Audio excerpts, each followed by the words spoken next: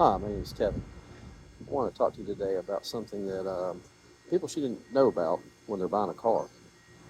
Uh, had a friend of mine went to a car dealership here in Birmingham, bought a car, came to me and told me how the process went, and I was immediately concerned about what he was telling me. The big problem was is that first off, when he went in, they told him that even though he had a higher credit score, they told him he had a lower credit score according to the criteria they were using, to the point that probably bumped him uh, several points in order for the dealer to make money on the back end of the deal.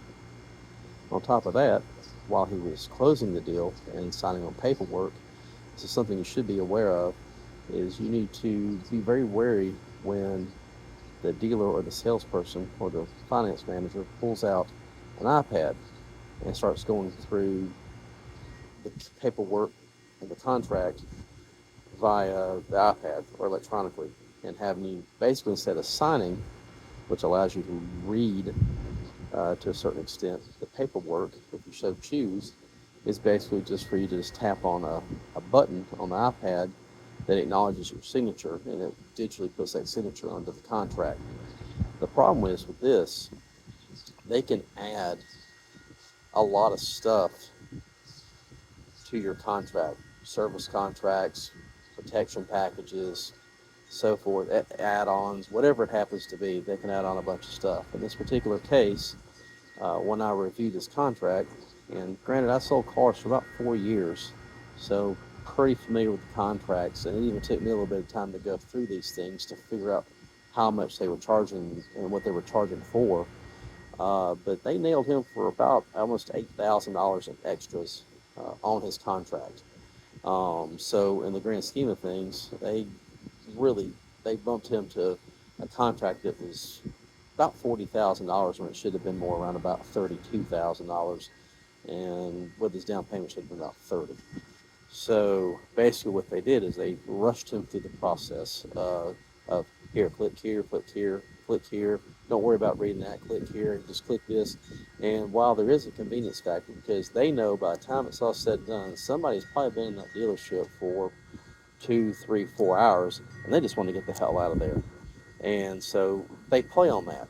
They play on that whole thing of getting somebody in and out for a convenience thing that makes the customer feel good until they actually go through and review the contract, which is what I did with him.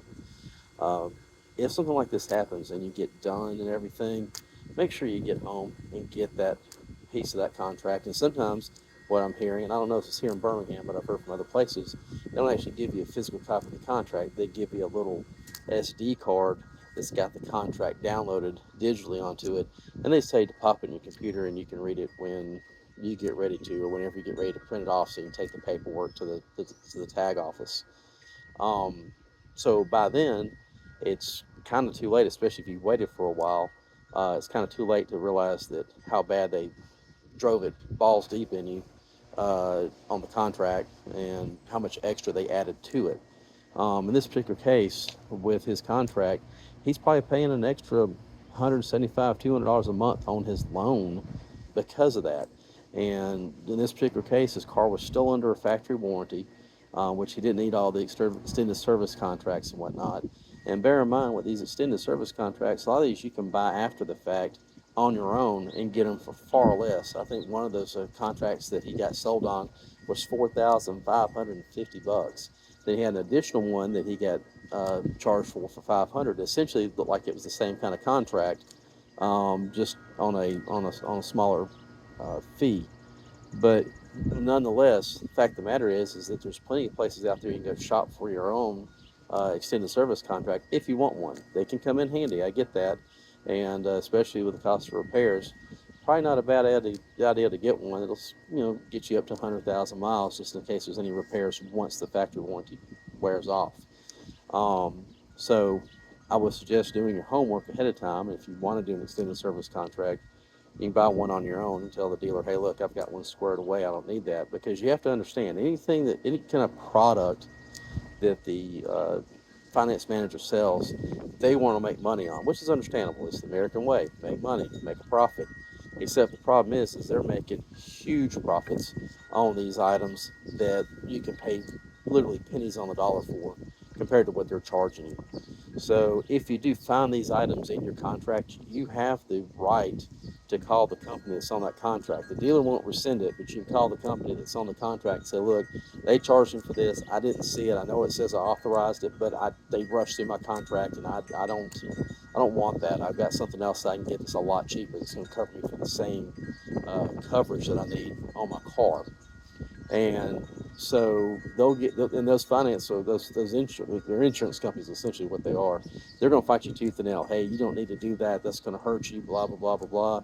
So don't let them bully you on the backside of the deal when you want to cancel those things, because what happens is the dealer gets charged back for that, and then you get a refund. Now, I don't know if it's going to be one of those things you can have some taken off the balance that you of the loan, or if it's going to be something they send you a check for. But either way, it's going to save you money one way or the other, whether it's on the finance side or whether they send you a check. And then what you can do is just take that money and pay towards the balance on the car. Because a lot of these notes, what you're looking at now, is that what used to be kind of a short-term note was 36 months, which is highly recommended. That'll get your car paid off a lot faster, but I also know that it's going to be a much more expensive monthly payment that a lot of people can't afford. But in this particular case, they put him on a 72-month note, and his payments are still $800 a month. So bear in mind, you need to make sure that you pay attention to those things, because that can really add on a lot to a contract when you don't realize you're getting screwed uh, in the finance office. And bear in mind, that's where they're going to get you at, it's in the finance office, because you can pay attention to all the final numbers and everything, but just make sure that whatever the finance manager comes up with, that's going to be the number they're financing on. He didn't look at that. He should have looked at that, but he didn't realize what was going on until after the fact. Another point of to do your homework is, if you got a relationship with your bank, this is going to help with the interest rate. The argument, or the sticking point that I have with this contract, is that they charged him a higher interest rate when he probably qualified for something a lot less. But what they did is they were trying to sell him on points. Probably used his credit score that he had, told him he had a lower credit score, and they bumped him on points, because the finance manager makes money on points. So if you qualify for, say, 7% interest rate, and the finance manager is able to go, hey, you know what, your credit's not that great, but we think we can get you bought on this loan with this finance company for 14%. Well, yeah, you're going to go with the finance company, but that finance company was going to offer 7%. They made 7 points on you. And on, anywhere from a 60 to 72-month loan, that's a lot of money to spend, or a lot of money that you're giving to the dealer that you could put in your pocket and save you some money down the road. So what I would definitely suggest is, before you buy a vehicle, go to the credit union, go to your bank, whoever you've got a good financial relationship with, and talk to them. See what, hey, I'm thinking about buying a car. I want to trade this car in. They'll walk with you through that, because they've got your interest at heart. Not they're not yes, they want to get a loan because they do make money on the loan, but they also know that you're a customer as well, and they will make sure that they keep a good relationship with their customer. So especially like credit unions or something like that, definitely a good way to go. Um, and if you do happen to get in a loan like this and it's a bad loan, go ahead and see if you can go ahead and work yourself out of that loan and refinance with a credit union or refinance with a bank. Your dealer's going to want you to hold on to that loan for 3, 4, 5 months, because after about 3 months, they get paid their back end for what they bought on points. My personal opinion is, screw them. They tried to screw you. Screw them. Go ahead and refinance the car as soon as you can. If it sticks it to them, that's on them, because they tried to stick it to you. You don't owe them no favors. They didn't do you no favors when they stuck you in a bad loan. So make sure that you get your homework done ahead of time. And if it turns out it looks like you got screwed, and you didn't realize at the time, check with your bank. See if you can go ahead and refinance that loan and get you a better interest rate. Hopefully, drop your loan payments. You may have to put a little bit of money down, but in the long run, it's going to be worth it. It's going to save you some money. That's the big thing, is making sure it saves you some money, and it puts you in the position that if you want to buy a new car, you can buy a new car and you break even sooner.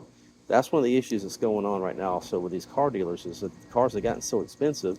The banks over the last, and they're actually paying for it now with the amount of repos that are coming up, but they've been financing cars that are 120, 130, 150% over value, and they're really putting people in the hole. They're banking these people and keep making these car payments because they need a car to get back and forth to work, or they like their car and they don't want to give their car up, which is human nature. I get that. But trying to override that human nature part and think about what you're doing is going to help you down the road. Is it going to be the exact right car? It may not be. Most of us can't afford the exact right car right now. Right now, the car industry is screwy. Things have gotten overly inflated. That's starting to come down now. You're seeing used car prices are starting. They're trying to hold on their value on used car prices, but again, with the amount of repos that are going on right now with the car industry, there's a lot of cars sitting on these wholesale lots. The banks are repoed, and they can't get rid of the cars unless they sell them for cheap. And the banks don't want to do that because guess what they did? They got greedy and they financed way over the value of the car just so they get the contract bought and make some money, do some business with the dealers. So bear that in mind when you're, well, one, looking at a car, but also bear that in mind when you've got done buying your car. Make sure you review your contract real well and make sure that you have not been had on this. One other important thing is that the only way to negotiate it is know that you can always walk away. That may be the perfect car for you. You may just have to have that car, but if it's not going to work into your budget, working in the way you want to do things, then not the car for you. You want to make sure that you're able to walk away and just say, you know what, this is not the deal for me. And either A, they're going to make it work for you because they want to sell a car, because there's a lot of cars that have been sitting on a lot in excess of 90 days. Also, bear in mind that's a very important thing because most of your car lots are not able to self finance their cars. They have to actually go to a bank and get a 90-day loan. And that was a big thing when I was selling cars is we wouldn't want any car getting over 90 days old because after 90 days, if that car's still sitting on the lot, it starts accruing interest. So it's kind of a double-edged sword for a dealer once that 90-day note comes due because as the car's sitting on the lot, it's depreciating, especially if it's a used car. Um, and it's depreciating. And what you're looking at is that it's depreciating and then they're starting to pay interest. So now what's happening is they're losing on the sale of the car, but they're also got an overhead that they've got to pay interest on that car or give it back to the bank. So the reason I see a lot of cars also going to auction because they don't sell them. The dealers got to get rid of them somehow, and hopefully they can get rid of them and not take a bath and at least get it set up so they can pay the bank back so they can continue to floor plan vehicles and keep a selection of vehicles on the lot. So, if you got a car that's going to be older than 90 days, definitely it's a car to try to make a deal on if they're willing to do that. And if they're not, walk away. There's nothing that says you got to buy that car. There's plenty of used cars out there. I understand they're going to tell you, hey, one used car is not the same as the other. I get that. They're absolutely right. Mileage, condition, all that stuff comes into play when you're looking at a car. But again, you have to be in a position, mindset wise, that if it's not going to work out, just walk away. Make sure you do your homework and know what these cars are worth. Because if you know what these cars are worth and you know the dealer is trying to hit you up for a lot more on that car than what it's worth, just say, look, this isn't the deal for me. And you've also got a lot of dealers out there that firmly believe that a customer does not know, they bank on that you don't know what you're doing, and they may just pick the car out for you and just not even the car you want because it's going to fit what they wanted to do in order to sell you the car and for them to make a bunch of money. So if you allow a dealer to do that and lead you by the nose, then you're putting yourself in a position that you're going to get had. There's no way around it. Dealers are not like they're doing you a favor. They're trying to save you time, that kind of thing. But you got to pay real close attention if you do let them do that to make sure that this is the car that's going to fit your needs and fit what you're looking for. If it does, hey, great, not a big deal. But if it doesn't, be ready to walk away or be ready to say, look, this is not the car I was looking for. This is the car I really wanted. What's the deal here? Can we get this car? And tell them what kind of deal you want to make. This is a negotiating thing. I don't know what's happened over the last few years, but a lot of people do not want to negotiate. There's nothing wrong with negotiating. There's nothing wrong with going back and forth. And again, like I said, if it starts taking more time than you want to deal with, get up and walk away. Let the dealer decide while you're cooling off because they do know once you leave the lot, you can go someplace else and you may find the right car that's going to work out for you at a better deal. So they have a very big vested interest in making sure that you buy from them and make sure that you don't leave the lot because they know once you leave the lot, the chances of you coming back are very, very slim because after you've hit 2 or 3 dealers, you're about wore out and you're ready to get done with this process. So 9 times out of 10, the last dealer you go to is probably the one you're going to buy a car from. And they're probably going to give you a better deal after you've talked to everybody else because at this point, they know, well, they got an offer for this. They were offered to buy this car for this.